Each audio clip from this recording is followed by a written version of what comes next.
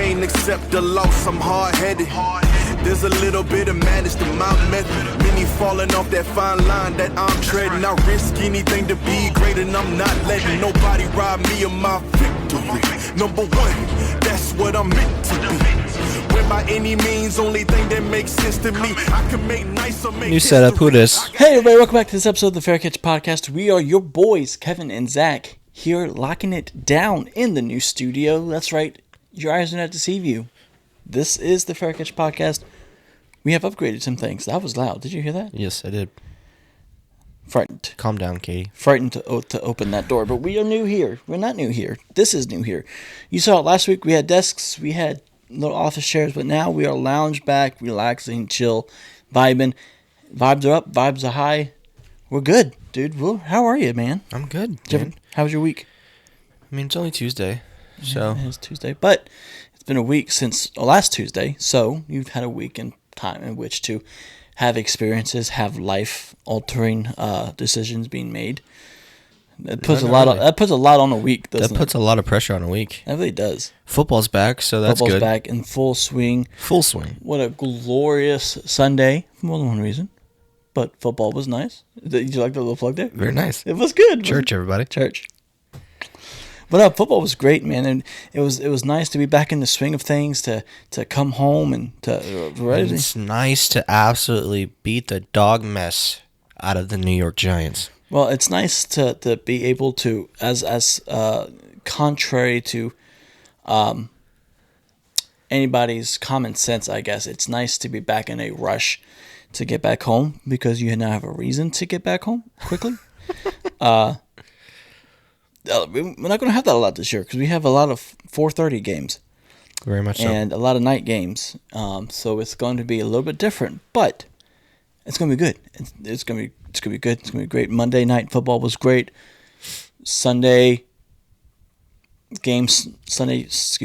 slates were great. Friday was great. Thursday was great. This Thursday is going to be great. Yes, sir. College football's back. College football is going to be great this week. You know, things are back. Things are back into the swing of things. It's a little chilly outside. Dude, it's so nice. You know, we wore a nice little hoodie. We kind of fluctuated a little bit because it was back up in the 90s this past weekend. Yeah, but I wasn't a fan. We're back down. We're back down now. Yeah, it was really hot. We're chilling. But ladies and gentlemen, if you're new here and you haven't already, look below. You can see that subscribe button is not pressed. What are you doing? What are you doing? What are we doing? What are you doing? Are we going to send somebody? It's right there. It says subscribe. Subscribe. Even it's right there. See that little arrow that's clicking the little thumb? That's a little thumbs up. That helps us too. Hit it. If you look below that and if you see that comment section, it's not fulfilled. I said fulfilled. With something nice about my boy over there. What are you doing? It takes no time at all. It's absolutely free to be kind and get that good juju going. Leave a nice comment. Say, Zachary, I like your sweater. Thank you. It's not a It's sweater. my tribal chief, Frankie Louvu. Frankie Louvu. Where's your ones for Frankie Louvu? No copyright infringement there. But we appreciate you all tuning in here. And if you haven't, that notification bell right there, hit that as well. It'll let you know whenever we drop a new episode, whenever we post Facebook, Instagram, TikTok, Twitter, or X. Twitter. Sorry. we're now YouTube, so we're there, which has been great. Reactions to the YouTube has been positive. Good. So yeah, just wherever you get your podcast, if you like to watch it, if you like to listen to it. I stayed up really late. whatever you get your podcast experience from. If you like watching podcasts, we got it. We got you. If you like listening to podcasts, we got you. Just whatever you want to do, we're there. Just give us a thumbs up if you like it, and yeah, let's get rocking with this episode, ladies and gentlemen, shall we? We are on episode probably, 50? It has to be 50 by now. At least 50, 51. This is season 2, episode 2. I don't know if we want to do that because that's going to be really confusing over time. We'll figure out what we did. That's what I have written down. Season 2, episode 2. Season 2, episode 2. New season, who dis? I'm wearing a hoodie, folks. You can't see him, but Rookie of the Year, Jordan 1 lows, baby. I'm wearing some Yannis. Did you see that? Yeah. That was weird. That's what his legs look like, ladies and gentlemen. He is a paley ghosty woasty. Yeah, I'm a white boy. That's for sure. But let's get into it. We had some heck heck of a game slate this week, man. I mean, we had the reigning MVP going against the runner-up. Great game. We had divisional games. It seemed like Galore. Almost every game, it seemed like, was just about a divisional game, which was crazy. And you had a lot of weird, like really weird kind of vibes coming out of some of these games, from the sense of, you look at Miami Dolphins and how they struggled. You look at Detroit, how they just kind of crumbled there. You look at the Bears, how they just fell apart at the end of Monday night. The Chiefs, they're not chiefing right now. I mean, get some baby powder for them. They chiefing, but now I don't know. It's only week one, It's so week how one. much You how can't much really say much you about can't get a anything. lot out of week one. You can't get truth out of week one. Week one, as Kyle Brandt says, week one is a liar, and I wouldn't take a lot of stock out of week one, but for content's sake, we're gonna make a big deal out of week one. That's what we're here to do. That's what we got. We're here to make content. So let's get into it. Game of the week. Zachary, what do you got? My game of the week was the Vikings and Bears. Okay. The Bears. Now, I was surprised myself that I went with that, because I felt like probably Sunday night I would have said Bills Ravens. Mm-hmm. But I watched a dude who tore his meniscus. Meniscus? He tore his, what did he? Meniscus, yeah, I believe so. Yeah, he tore his. I can't. He tore his meniscus last year. To come back in his first start, have a subpar first half, and then absolutely put that team on his back with his number one receiver, the number one, number two receiver in the league, absolutely being quiet for 9/10 of that game. So I had to give him some props here. You know, it was total score of it was 27-24 for the Vikings. The Bears had the time of possession on here. They had the ball for 32 minutes, 53 seconds. Vikings only had it for 27. Total yards, the Vikings had 254. Bears had 317. The big thing here is the Vikings had 8 penalties for 50 yards. The Bears had 12 penalties for 127 yards. That is not winning football right there. Like Kevin said a little bit earlier, the Bears absolutely fell apart. The Bears defense, I mean, kind of like in that Washington game, kind of acted like they stopped playing after that pick six. Then they went back. Were they in Chicago? They went home. Yeah, they were in Chicago, but they went home. They went back to their houses. That must be nice to be able to just to kind of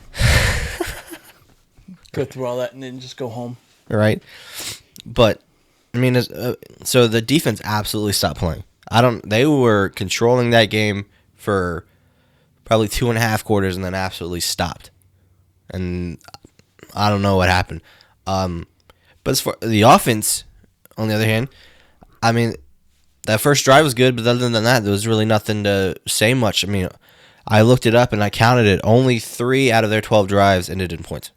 The 12 drives, only 3 of them ended out. One was touchdown. One was a touchdown. Yeah. No, 2 was a touchdown, but one was a late touchdown. I mean, so the Bears, kind of like their season, started out hot in that game. It's kind of like their season last year. This game, they started out hot, and then towards the end, absolutely went away. As far as the Vikings go, there's not much to sneeze at there either, though. Their defense was non-existent for most of that game. No, they kind of stepped up, and they kind of stepped up in the fourth quarter. Justin Jefferson only had a touch. Justin Jefferson, while he had a touchdown, he didn't touch the ball till pretty late in that game. Yeah, I think he had like 40-some yards. Yeah, maybe. Was bad. I mean, you can't have Justin Jefferson only get 48 yards and win the game much of the time. So, I mean, that defense was really bad. It was. And everybody makes a big to-do out of Brian Flores' defenses. And I mean, yeah, like towards the end of the game, they kind of woke up a little bit, figured out what Caleb was doing, and they were able to get to him and rush the passer and disrupt some things. But I don't know how much of that was Brian Flores or is just Caleb Williams completely crashing out. Yeah, I really. mean, you're watching that game, and I remember looking at you last night, like, oh man, is this the Caleb Williams that we were kind of promised, Yeah. expecting last year coming out? But, and the announcers were hyping him up. It's like, oh, wow, yeah, no, but Ben Johnson, Caleb Williams, that connection is cooking. They're doing big things, good things. And then it just starts crashing out. Caleb Williams starts, well, from the start, I told you last night, from the start, Caleb Williams was still holding on to the ball way, way too long. Yeah. That revamped offensive line that they had been talking about all offseason did its job for the first few outings. I'd say the quarter and a half, they were doing really well. But Caleb Williams was still holding on to the ball way entirely too long. So they were getting beat up. They were getting tired. And then Caleb Williams just kind of reverted back to what we saw last season. Holding on to the ball too long. Not trusting what his eyes are seeing. Not making that first read, that second read, that third read. And just panicking with where the football is going. We saw him dip passes. We saw him miss receivers completely. And that was kind of disappointing to see him. It's like you pour a lot of time into a young man and you think things are clicking for him, and then he starts panicking and he starts reverting back to what he had been doing. And so, I mean, Ben Johnson's going to have his hands full. Oh, yeah, 100%. With the division they're in now, with Micah Parsons, Detroit, the Vikings. Well, maybe Detroit. They looked a little rough. We'll get to that. They looked rough. Yeah, no, I don't know. It was really wild to watch that game unfold the way it is, because it was really, you saw two quarterbacks both coming into the second year. One quarterback really just starting to play for the first time. The other one is going to his actual second year, and it could not have started completely different for those two guys and ended completely different for those guys.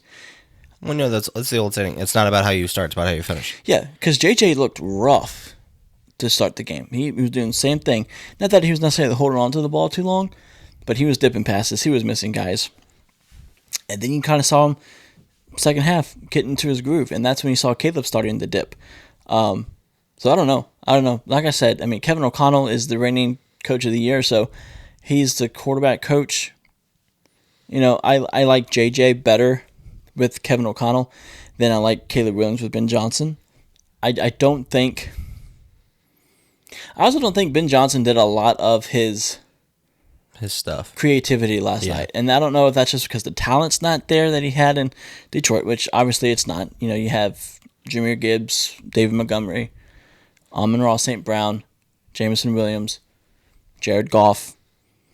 The talent isn't necessarily there when you're looking at Caleb Williams, DeAndre Swift, Rome Odunze, which is great. Rome Odunze is great. DJ Moore, which he got hurt last night, didn't he? So what was the... I don't think he got hurt. He just kind of got the wind knocked out of him. But, yeah, he came back in. But whatever. So the talent's not the same necessarily, but I think, like I said, it's week 1, but are we seeing why he decided to stay into the year in Detroit versus going out last year? Was it so much the teams?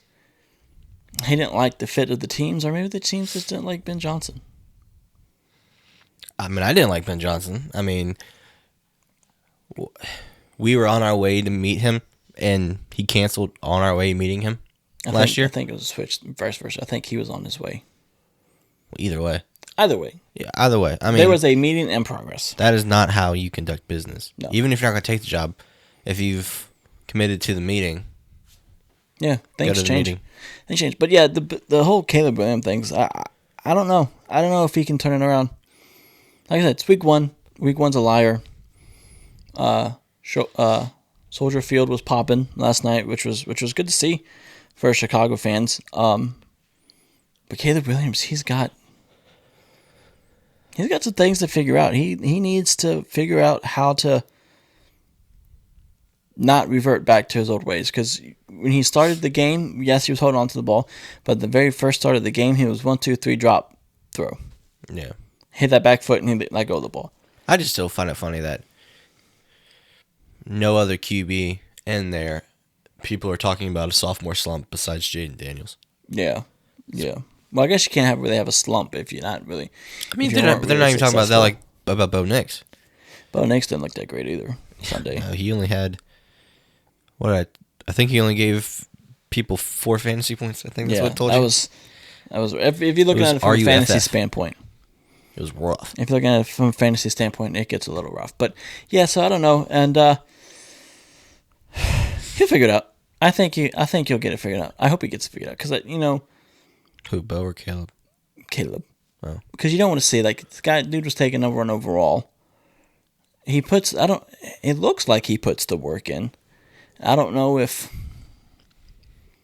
whatever it is, something's not clicking for him. Something's not clicking. And they just need to get it figured out because if they don't, I don't know. Nobody's going to take a chance on Caleb moving past Chicago. Chicago almost seems like a doomed quarterback destination. I don't like that either because that new emblem they have is so cool. It's just the bear. The Bears. Well, my game of the week is the Bills and Ravens, and what a barn burner that was. Yeah. It's kind of the same thing. Yeah, no, it was really weird. Josh was never bad. Josh proved why he's the reigning MVP and why he's probably the favorite. I think he is actually the favorite as of right now. He deserves to be. As of the recording of this podcast, I think Josh Allen's still a favorite to win MVP again next year.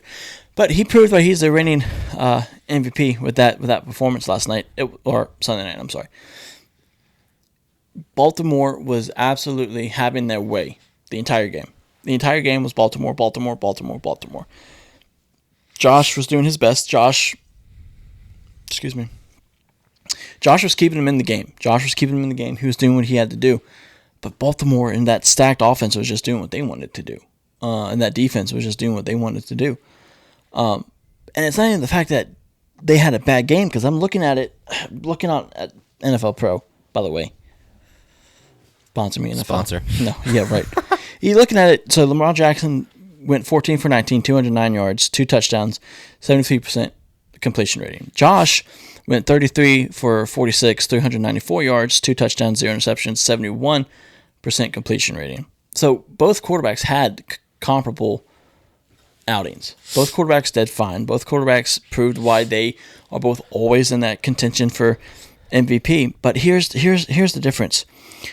Derrick Henry had 18 attempts for 169 yards as their number one rusher. James Cook as the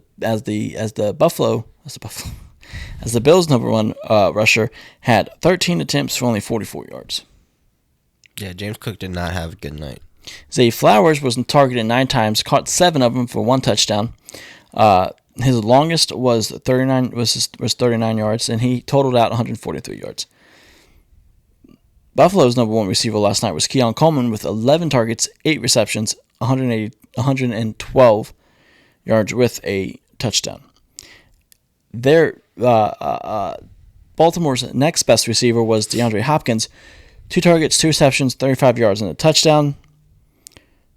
Buffalo's was Shakir with 9 attempts, 6 receptions, 64 yards, 0 touchdowns. So that's kind of the breakdown in talent that you're seeing in both teams. And that's why I just said that the juggernaut that the Baltimore Ravens offense is. What it boils down to, and what it always boils down to, you just say, oh well, you know, if Derrick Henry didn't fumble the ball, you know, we wouldn't be having this conversation. Yeah, it's true. If Derrick Henry don't fumble that ball, Buffalo doesn't get it back, Buffalo doesn't score and win by a point. But that's football. That's why football's a team game. Football is what ifs. It's just a big old stinking pile of what ifs. And we could spend all day talking about what ifs. You know, you're looking at, what if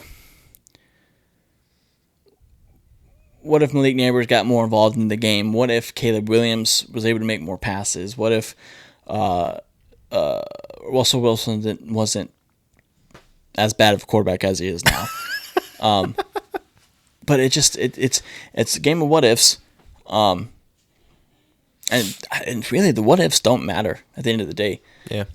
If you get solace in that by thinking, oh, my team's not that bad because if this one thing didn't happen, it's a different outcome. Sure, God bless, do your thing, but it comes to a point where you're like,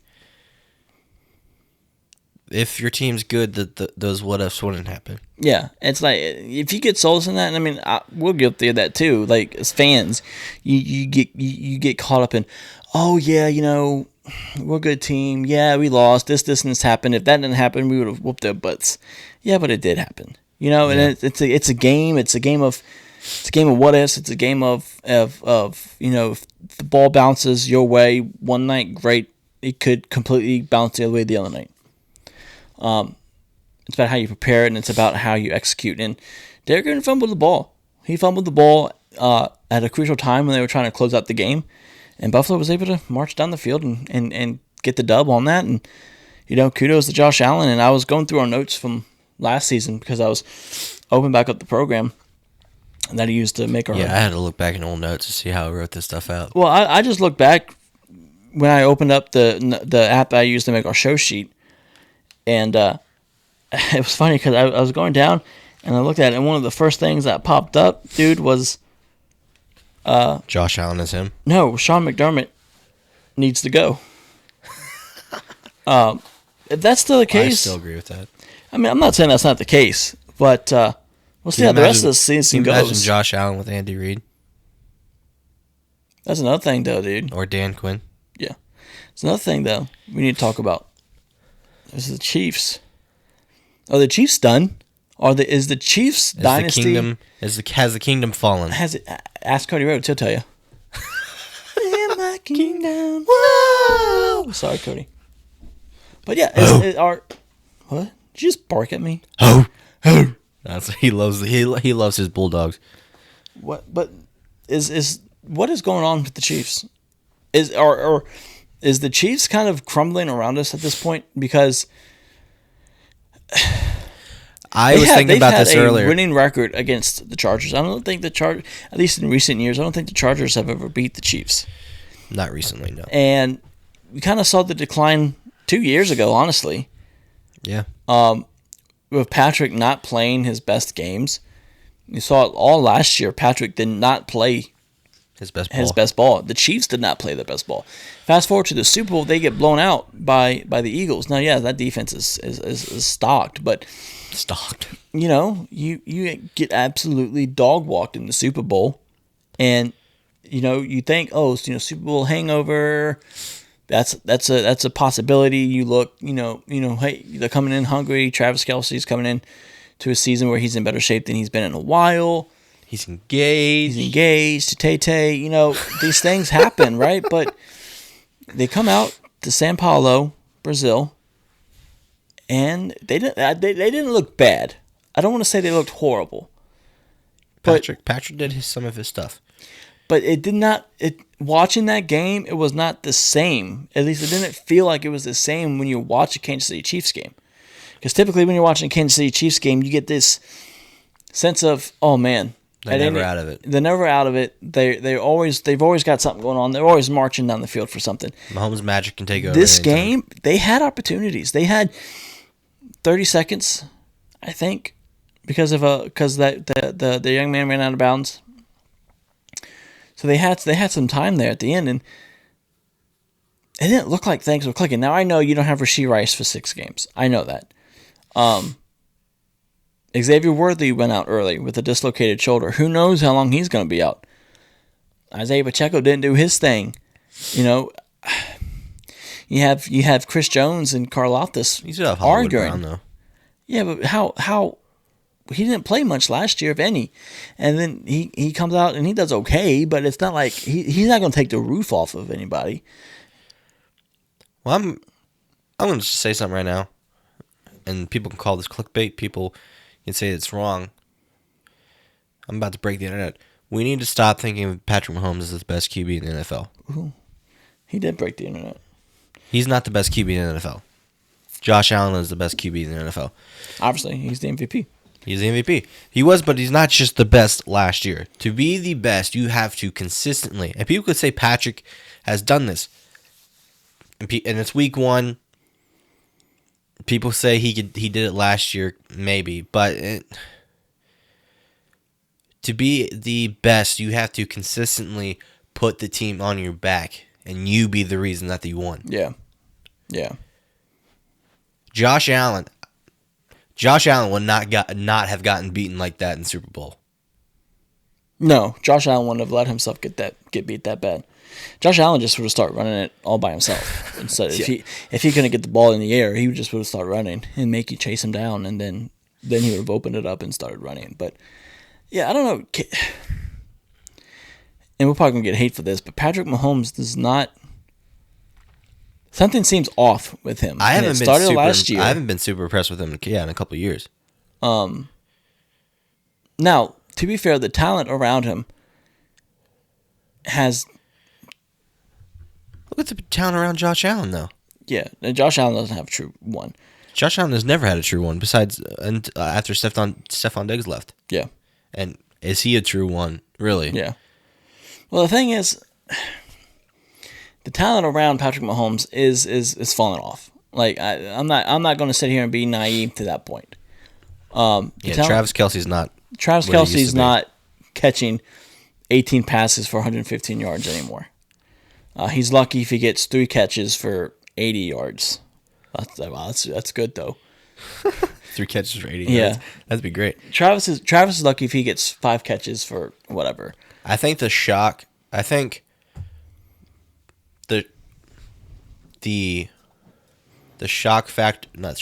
the awe factor, I should say, of Travis Kelce is kind of going away.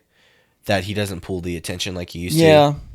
And that doesn't open up other spots. Because Travis Kelce, and this is rare for a tight end, Travis Kelce used to pull 2 people. Yeah.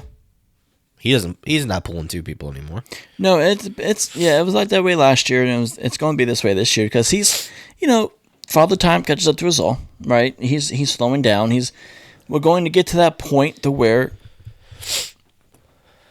he's going to be a backup tight end. He's not going to be first in rotation. He's going to be second in rotation, and that just kind of comes with the territory. As somebody asked him if this is the last run, and he said, "Yeah, on this contract, we'll see what happens after that." I don't know really if you sign him to another. I don't know if a team out there who would sign him to another multi-year deal. His name could get him one more contract. But see, I don't think so. Because how old is he now? Let's see. I do not know. It's probably 30-something. Well, he's obviously 30-something. How old is Taylor Swift? I don't know. Yeah, Travis is 35. Yeah, he's almost done. He's looking at Zach Ertz contracts, right? 1 year. 4 years, yeah. $8 million, $10 million. Still going. Thankfully thankfully Travis has acting to back up on because he's kind of dipping his toe into that. But yeah, I don't. Or his podcast. Or his podcast, New Heights plug. I don't see him getting another multi-year deal, and I don't see another team really being willing to fork out a lot of money for the 35-year-old tight end who's had 2 unproductive years back to back. Now again, week 1. So let's see what happens. Hit the brakes a little bit. But I've been saying that about Patrick Mahomes for a couple years. That Josh Allen's better. Yeah, this is content for you because we love you. But it's tough. It's tough. I don't know what's going on in Kansas. They're struggling. I don't know if it's the coach. I don't know if Big Red is kind of hitting that phase of his career where you see all older coaches. The older they get, they kind of start falling off a little bit. And it's obvious that they're not as quick or sharp as they used to be. He just needed a good burger. That does sound pretty good, doesn't it? Dude, a good burger. I would cram that down my throat right now. Pause. Speaking of that, of downgrading and kind of falling apart, let's get into our next topic of studs and duds. Studs of week 1. Zach, duds. Do you want to kick us off with that? Well, I kind of kept studs and duds within the game I chose for game of the week. DJ Moore, dud. Yeah, he had 3 catches. I mean, 68 yards doesn't sound horrible, but those are obviously big chunk yard plays Yeah. and that he made once a quarter. Right. To be effective, you can't just have one big catch. You have to have multiple. 3 catches, 68 yards. Yeah, it's not very good. That's not good at all. For the Vikings side, my dud is TJ Hawkinson. Where was the dude? 3 catches, 15 yards. Yeah, he wasn't that good. I mean, he blocked for JJ on his touchdown run, but where else was the dude? Yeah. Tight end's supposed to be let's call it with JJ what it is. He's pretty much a rookie QB, and tight end's supposed to be his best friend. JJ. Yeah.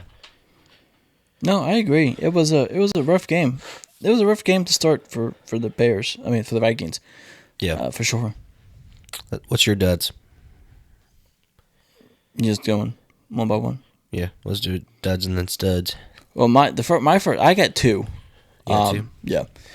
My first dud was Caleb Williams.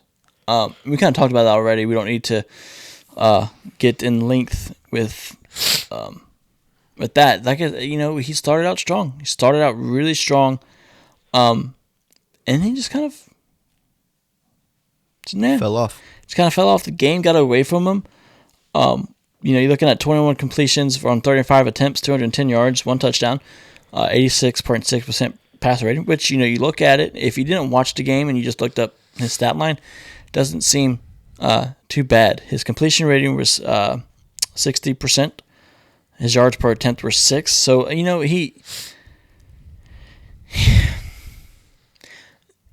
don't know. I don't know what to make of Caleb, because he's got a lot of promise, and he's got the size, and he's got the ability to be a really good quarterback. You saw it in USC. But the same things that people said about him in USC, which were troubling, are still troubling. Still the same. He holds on to the ball too long. If he makes a good throw, he makes a really good throw. But if he misses it, he misses it really bad. He can't really seem to read secondaries very well. Like I said, He doesn't self-correct. He doesn't. And that can be coached out of him if he pays attention. But as of right now, he doesn't. And like I said, they lost yesterday 24-27. 21 completions on 35 attempts for 210 yards isn't necessarily bad, but in retrospect of how you started out versus how you ended the game, that's why you're on my. You really can't go by the stat line when it comes to that. When it comes to this game, because no, you really have to watch it to know what's going on. They literally fell off the wagon. They did. It was bad. It was bad to watch that. You said you too. Next one would be AJ Brown. AJ Brown was bad. Now, granted, I don't know what in heaven's name the Eagles were doing. Everyone is hyping up the Eagles, saying, "Oh, the Eagles back. The Eagles are proved why they're Super Bowl champions. The Eagles are doing their thing." They're the next dynasty. Pause. Week 1. People saying Jalen Hurts has looked better than he ever has. He didn't throw the ball much past. If you take away that one pass for 51 yards to Jahan Dotson, he did not throw it past the line of scrimmage hardly at all. Yeah. Or I should say much past the line of scrimmage. He was, for all this talk about certain quarterbacks, I'm not going to say who, but certain quarterbacks being check down champion. Opening night. Yeah, you can watch you can look at what is it? I don't know what it actually is called, but it's like the spread of his throws. Yeah, the next gen stats. Yeah, the next gen stats of his throws. Yeah, most of them weren't past 10 yards. Yeah, and everything else he made up with his legs, which I'm not bashing because our quarterback does the same thing. No, my boy was straight up darting it on. But you've got to be able to throw the ball. To have a number one guy like AJ Brown and only throw him the ball one time. At the end of the game? At the end of the game for 8 yards. Yeah. Well, I want to add you can't be doing that. Well, I want to add a dud here. Eagles defense. Yeah. Jalen Carter, dude, what are you doing? Yeah, you don't spit on a guy and get yourself ejected before the game even starts. Now, listen, I understand, there's some controversy behind it. Well, Dak spit first, or no, Dak spit at the ground, and Jalen Carter took it too far, took it too seriously. I'm not here to debate that part. I'm here to talk about what Jalen Carter did. You gotta defiantly did. Yeah, you gotta be smart. And to do it in front of a referee, dude, come on. Yeah, he was literally standing right there. So it doesn't look like he's getting suspended any games. They're saying 57 some thousand, some change. $57,222. The since he got ejected so early, I think the NFL is treating that game as his 1-game suspension. So he can play Sunday against the Eagles. Against the Chiefs, which is fine. Whatever. Like the whole situation is messy. He said he learned from it. And he won't do it again. Well, I doubt it. He kind of gets a little hot-headed. Minus him from the thing entirely. The Eagles' defense entirely. But yeah, I don't horrible. even know how much of a difference that would have made. They looked horrible. I mean, this is supposed to be a juggernaut defense. Not anymore. You got rid of Darius Slay, who was a Pro Bowl corner. You got rid of Bradbury, who was another Pro Bowl corner. You got rid of Josh Sweat, who was a great defensive end. What's his name? The really loud dude who was always running his mouth. I think it was 55. Oh, Graham, Mason Graham. What was his name? I know who you're talking about. Yeah. Well, he retired. Yeah. So they might not be those people anymore.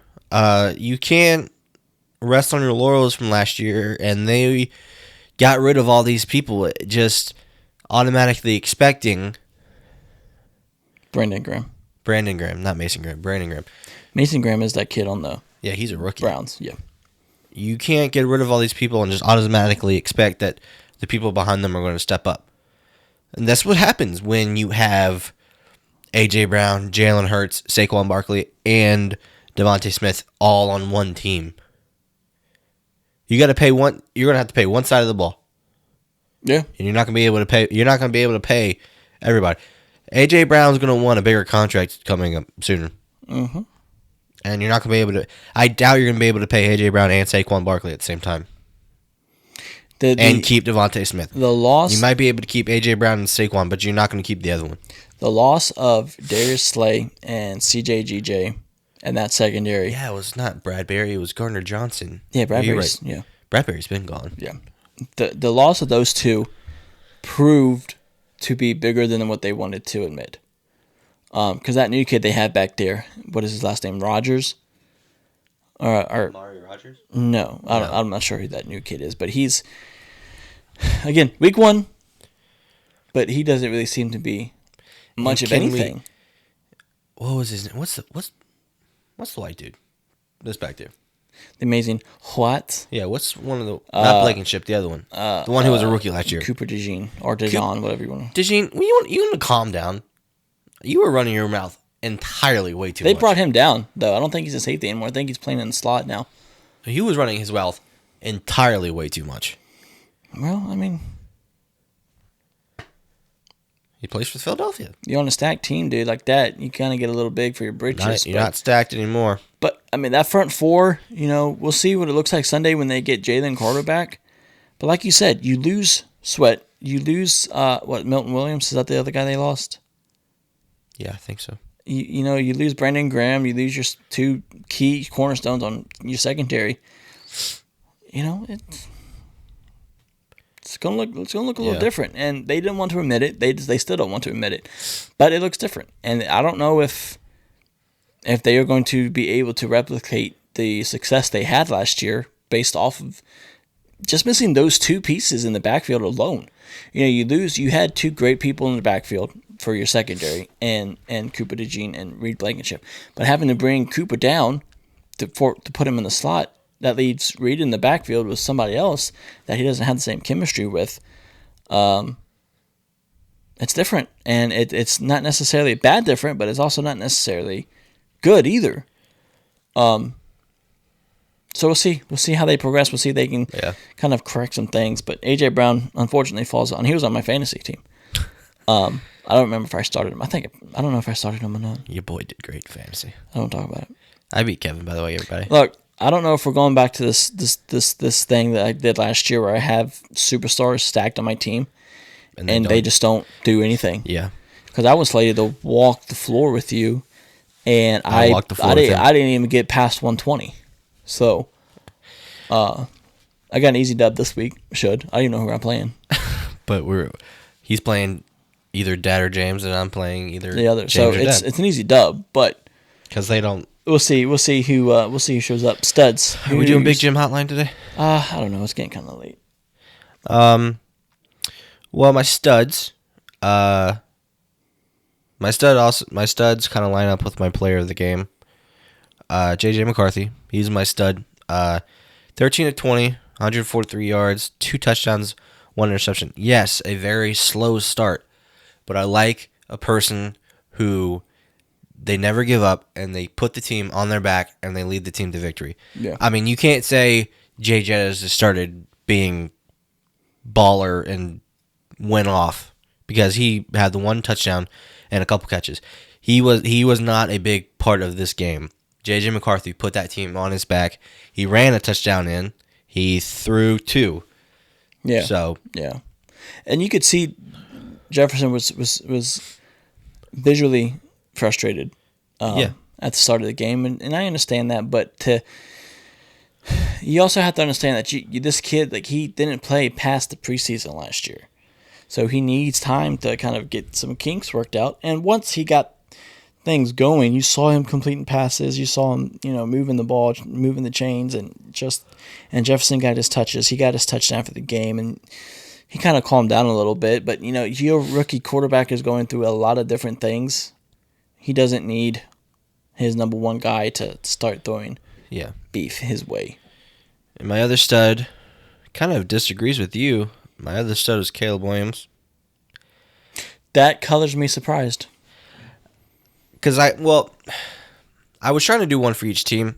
Sure. And Caleb Williams was about the only flicker of a bright spot the Bears had. Yeah. We had that sweet catch from Loveland. We kind of bounced it around a little bit, but because he was 21 of 35. He did have 210 yards. He did only have 1 touchdown. So, yeah, he was my stud, but it was because he was just the only flicker of a bright spot that the Bears had last night. What about you? My first stud is Deebo Samuel. Oh, my guy. And I he did go I off. say that because everybody all offseason was talking about how he was out of shape, he was washed, he can't do it anymore, he can't, he doesn't move as well, he's not as fast. Everybody was really riding him hard this all offseason. And again, week 1, we understand that. But he looked sharp. Dude, Homeboy Sunday. looked good. I think there's a couple drops. He had a couple drops, and he owns up to him, and he recognizes that he's got to do better. But for a guy who got so much grief going into it, you know that he had to take some of that personally because he came 100%. Out, he looked like he was on a mission, and he looked great. I mean, he ran 28 routes. He was targeted 10 times for 7 receptions and 77 yards. This says I don't know why that says he didn't have a touchdown, because he did have a touchdown. He had the touchdown at the end, but maybe that's only passing. Try rushing. Yeah, probably. So, this is just, oh crap! I don't want to do that. No, it went away. Sorry. So, and I want to say, like, I don't even know how many rushing yards he had. He ran a couple times. I didn't look that up. I'll look it up in a second. But his yards on average were about 11. His catch percentage was 70%. His yards after catch was 42. So if he had 77 yards receiving, 44 of those came after he caught the ball. So it's not like he caught the ball and instantly got hit. No, he caught the ball, and then he put a little extra juice on it, as they say. He was rushing 1 attempt for 19 yards. That was the roundabout for a touchdown. So you want to say that he looks old and slow and washed? He didn't look old and slow and washed No. Sunday. He looked. Now I'm not saying he was prime Debo, but he certainly looks better in Week 1, Game 1 than he did all of last season. 1,000%, yeah. With the Niners. So Debo typically gives Eagles a rough time. So we'll see what that looks like in several weeks, because we don't play them to the end of the season, but. I liked what I saw from Debo. I liked what he brought to that offense, because that's another guy that, washing it in half before, to where you had to account. You have Terry on the outside. I see Terry oh crap, where's Debo? He's moving. Why is he moving? Who do I send to go with him? Do I send a linebacker? Do I have to bring down a safety to keep up with him? Can I afford to lose a linebacker? Because if I bring a linebacker down, Jaden's going to take off. Or if I send a corner down, if I send a safety down, well, then they're just going to send another receiver out and over where that safety should have been. So, Debo adds some things, so hopefully he can stay healthy. Because that's one thing that he kind of struggled with a little bit. But all accounts, Sunday, he looked pretty doggone good. If I do, I agree. Say so myself. My other stud. I'm sorry, if you had something to say. No, I totally agree with that. My other stud was Emeka Egbuka. Yep. I wanted him so bad. I wanted Washington to draft him so bad. And I'm bummed out that they did not. Bummed out. But I am so happy for Baker because this kid had 32 routes. He was targeted 6 times, 4 receptions, 2 touchdowns. He had, let's see here. He didn't have wow yardage-wise. He only had 67 yards. But 17 of those came after he caught the ball. And I think those 2 touchdowns were pretty much in the red zone, if I remember correctly. But I think he had a day, and he's been that. He's been the talk of camp all summer for Tampa Bay, and I'm really excited to see what he can do now when Chris Godwin comes back. And it's Chris Godwin and Mike Evans back out there. Where does he kind of fall? Because you saw last night with the Bears, Luther Burden really didn't get a whole lot. He was on special teams for the most part. So when Chris Godwin comes back and it's Mike and Chris back out on the field together, where does Emeka fall? Don't know. I think he'll be out there because I think Tampa likes to run 3 receivers, but he'll probably drop down to the slot or maybe he gets into a rotation. But if he keeps on this trajectory, I think he's going to be really good for himself. And another guy who I'm happy for is Kendrick Bourne. His 2 choices were San Francisco and Washington, and he said no, I'm gonna take the weekend, watch the game, see what we got going on. And I think I saw a lot on Twitter today. I think a lot of what he saw Sunday from the 49ers perspective. Okay, this is a team that needs a receiver. Brandon Ayuk is down for who knows how long. George Kittle is out now for multiple weeks. Where you look at Washington has their guys, so it's like I'm not going to get a lot of play time in Washington. Yeah. And I respect that, and I respect the fact that he chose San Francisco, and I like the fact that he had his choice. So good for you. I was hoping he would choose to come to Washington, but he didn't, and that's all good, dude. So it's all love. So like I said last week, this is going to be our prediction episode where we go through and we predict NFL honors winners. Yep. Where we predict who wins divisions.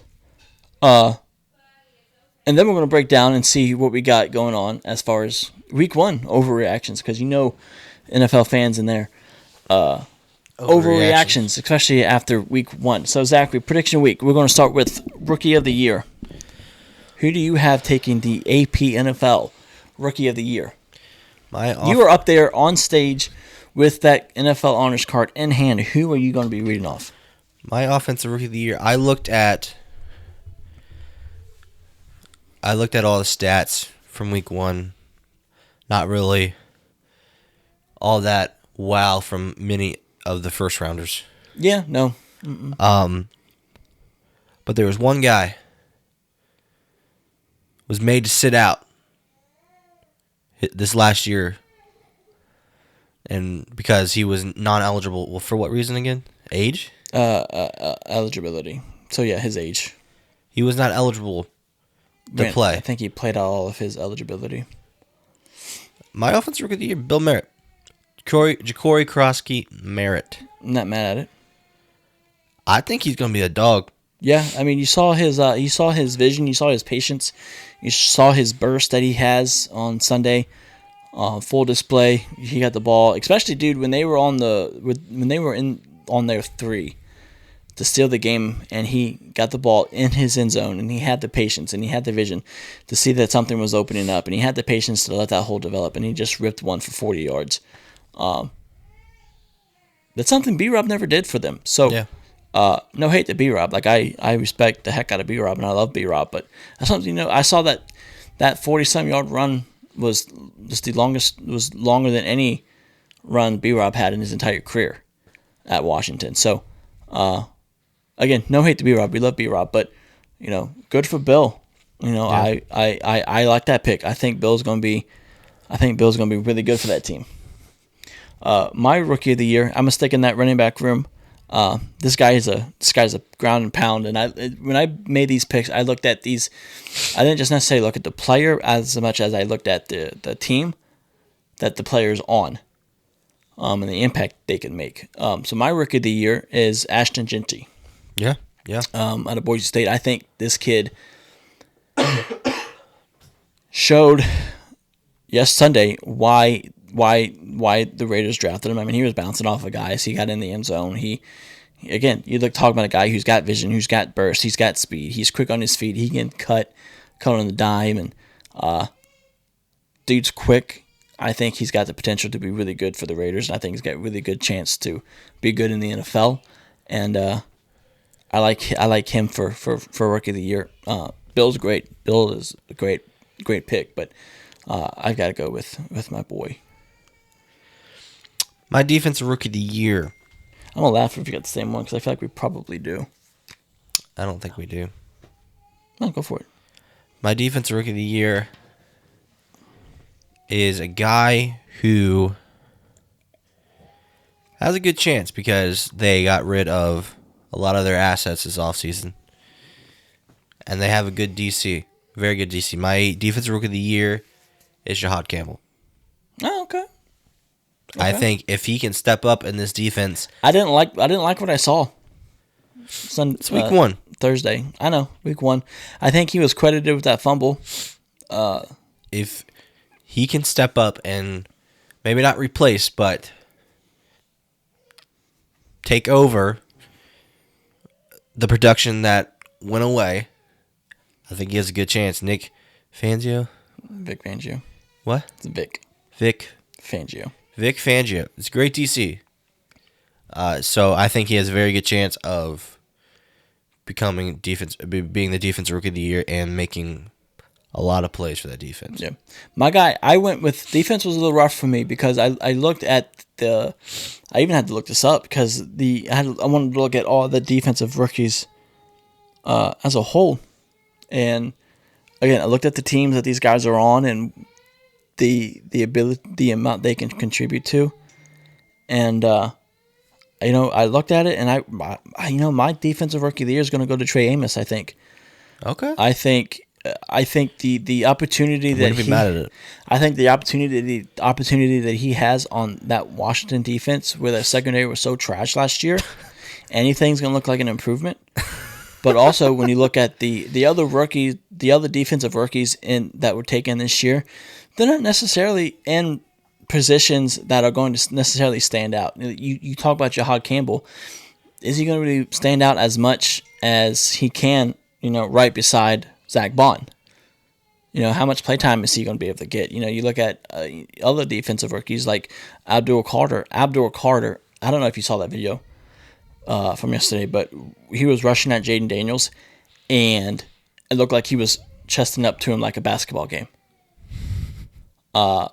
So I don't necessarily and I know he's probably the favorite to win, but you look, that's another team that's got pass rushers. You got Kayvon Thibodeau, you got Brian Burns, you got Dexter Lawrence. I know he's not a pass rusher, but he can get you in the middle.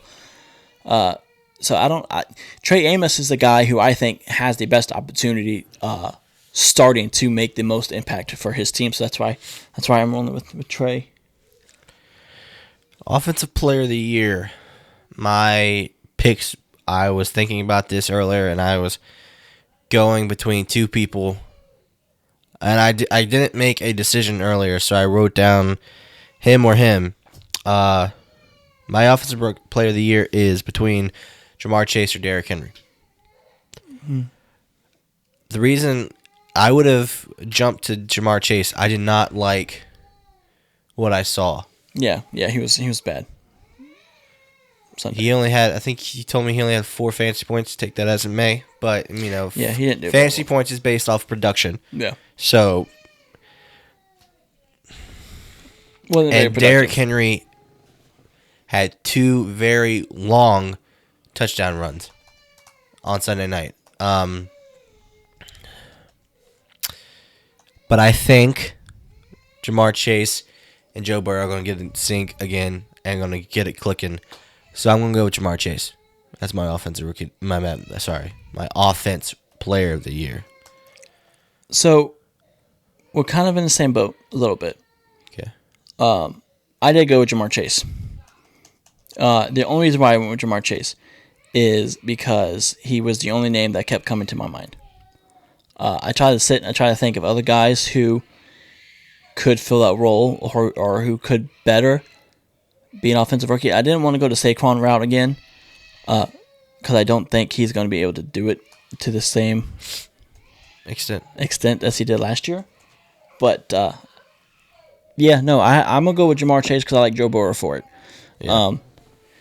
Joe Burrow's going to be the guy who, it's week 1. They always start off slow, but he's going to be the guy to really get things going for Jamar. So I've got to go with Jamar.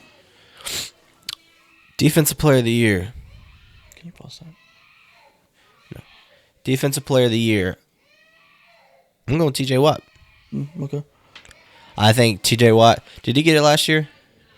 Or did Myles Garrett get it again? I don't remember.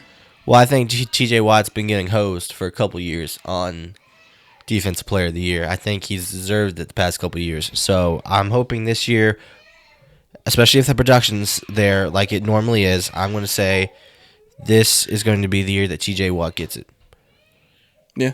I mean, we'll see. Like, he's got that incentive now because he's got his payday. So we'll see if he can keep things rolling a little bit. My guy, I'm going to have to go with Micah Parsons for Defensive Player of the Year. That's gross. Well, I'm gonna go that way because he's got that anger, that fuel with him now because of how disrespected he was in Dallas, and that whole saga with Jerry Jones and his contract negotiations and the way he handled it. You can have your own opinions on how that side handled their business, but at the end of the day, it's business, and you've got to watch out for you and your family and your yourself. But I think Micah Parsons has the fuel to really get after it this year. I don't like him Thursday. If Micah, if you want to sit out Thursday, that's cool with me. That back wants to tweak up again. Yeah. No, I mean, we've upgraded on the offensive line too, and when they've played in the past, it's not necessarily like Micah hasn't always had a career day. Jaden looks a little faster than he did last year, so we'll see how that all plays out. But I think he's on a solid defensive front now, and something Dallas hasn't had in a while. So yeah, I think he's got that fuel. He's got that drive now to really go out there this year. He's got his payday, so he's not playing for money now. But kudos to you on getting your contract that you wanted. But I think I like Micah for it this year. Comeback Player of the Year. For me, that was easy, dude. Yeah, me too. You want to say it at the same time? 3, 2, 1. Aiden Hutchinson. Oh, wow. Aiden Hutchinson. Wow. Okay. Yeah. So, explain, Lucy. Aiden Hutchinson is a dog. He's always a dog. Yeah. Now, that Lions defense did not look... Yeah, they looked pretty rough the other day. It did not look great. But this is a whole new system. Yeah. Defense and offensive wise. Yeah, they've got to figure it out. They've got to get the kinks out. They got to work it out. Aiden Hutchinson will perform. He will perform. He'll get his sacks. CMC. It will be a toss up between those two. I couldn't think of many more people that would be in line for comeback player of the year. It seems like they've changed it now. Because whereas it used to be, no, you've got to be coming back from an injury or something that held you out for the season or for however long. Now it's just. Yeah, I think like Joe Flacco won it last year.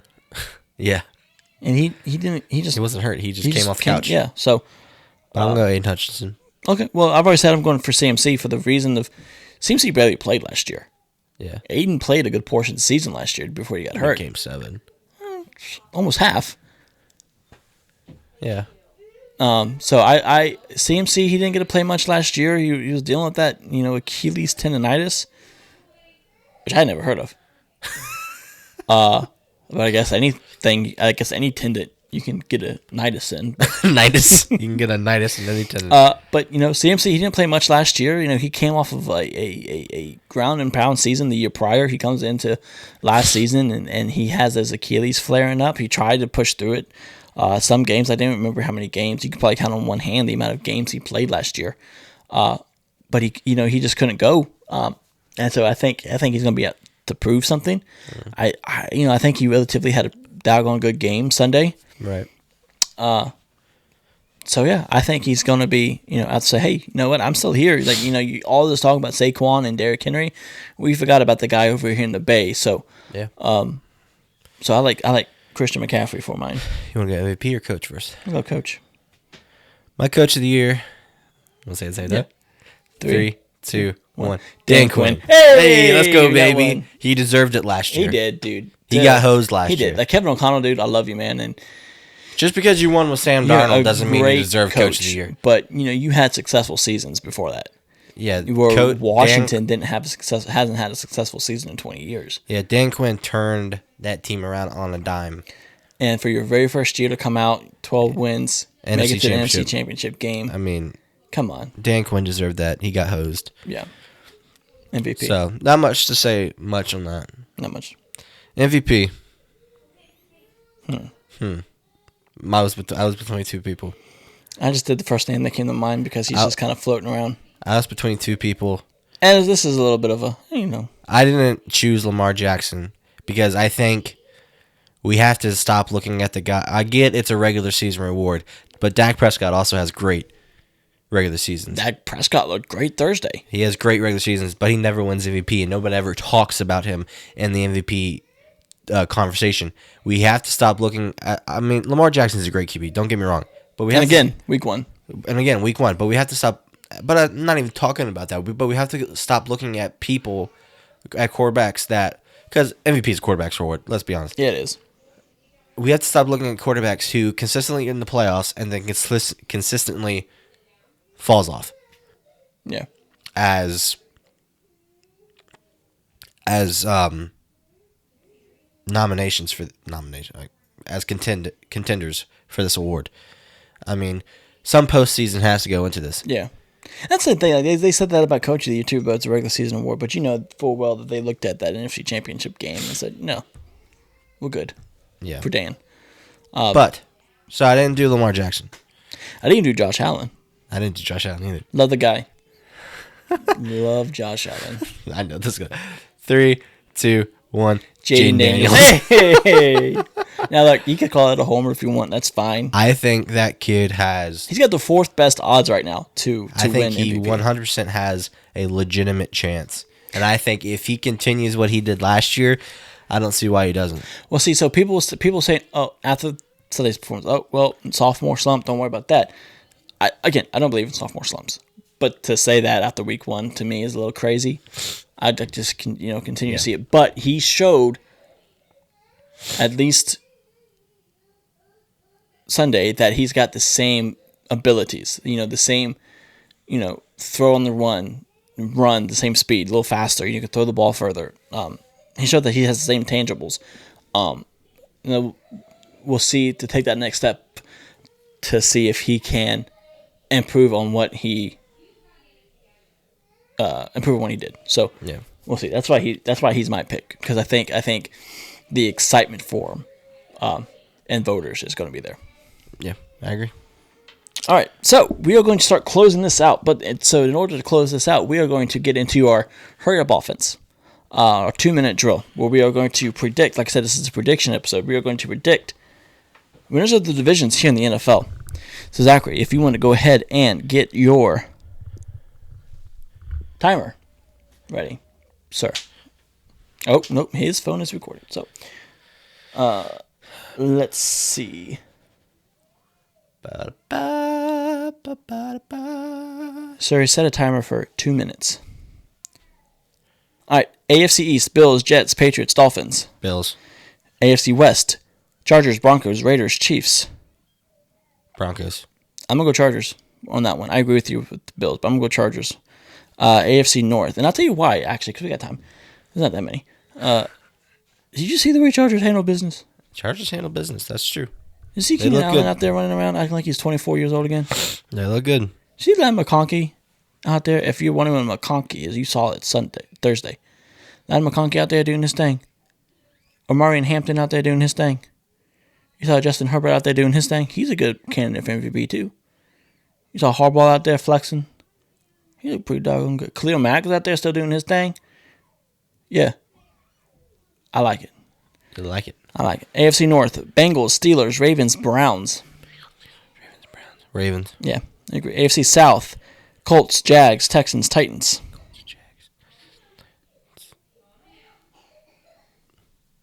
Texans. You can go Texans on that? Yeah. Yeah, I'm going to say that too, just because CJ Stroud's a dog. Yeah. How did he do Sunday? Because I didn't even see anything did about horrible. him. Did he really? Yeah. Jeez. He did horrible. NFC East, Commanders, Eagles, Cowboys, Giants. Left hand up. Who are we? The Commanders. And I say that for no other reason than the fact that Philly's division, defense looks horrible. that division hasn't had a repeat winner in Multiple years. multiple years. NFC West, Niners, Cardinals, Rams, Seahawks. Rams. I'm going Niners. Okay. I'm going Niners. No, switch that on a dime. Rams. Reverse. I'm going to go Rams. NFC North, Packers, Vikings, Bears, Lions. Packers, Vikings, Bears, Lions. Packers. I'm going to pick Packers too. For the fact of that Detroit Lions has too many question marks. Oh, we're going to lose. NFC South, Bucks, Panthers, Saints, Falcons. Bucks. We were on a time we lost the game.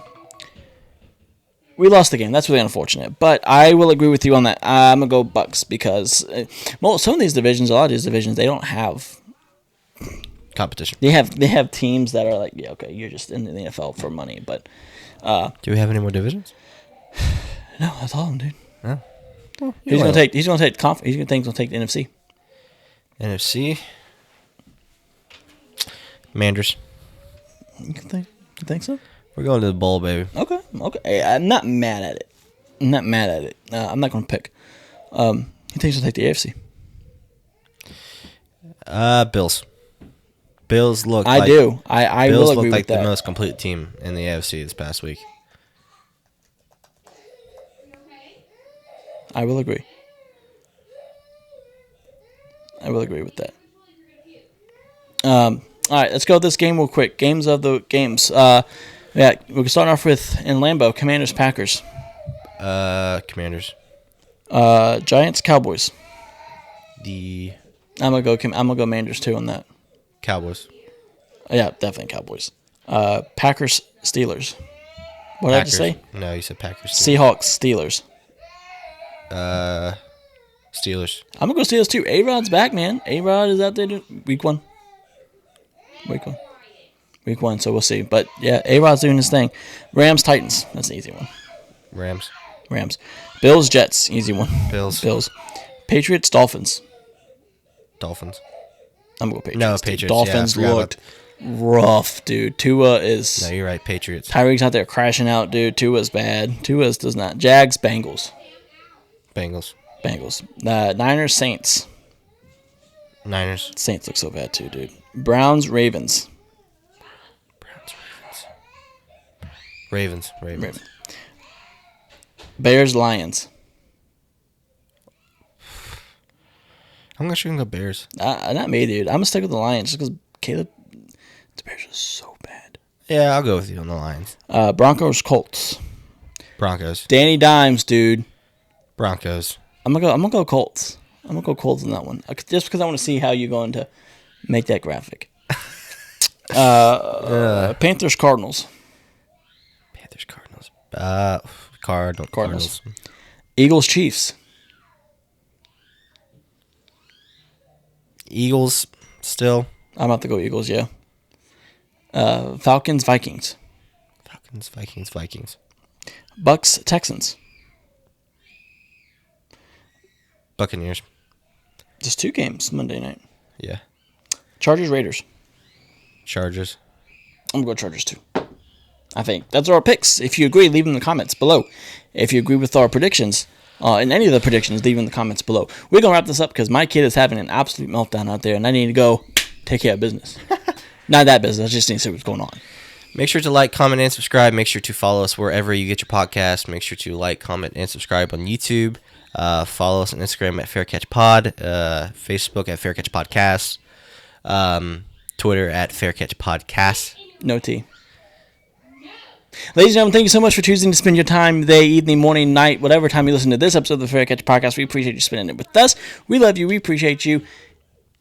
And yeah, I blanked, dude. It's a lot going on. I blanked. There is a lot going on in the sorry. background, so I don't really know what's going on. Like I said, I got to fix that. But remember to like and share, subscribe wherever you get your podcasts. We love you. We appreciate you. And remember, be a friend. Tell a friend something nice that might just change their life. And as always, Zach Ertz had that first down. Peace.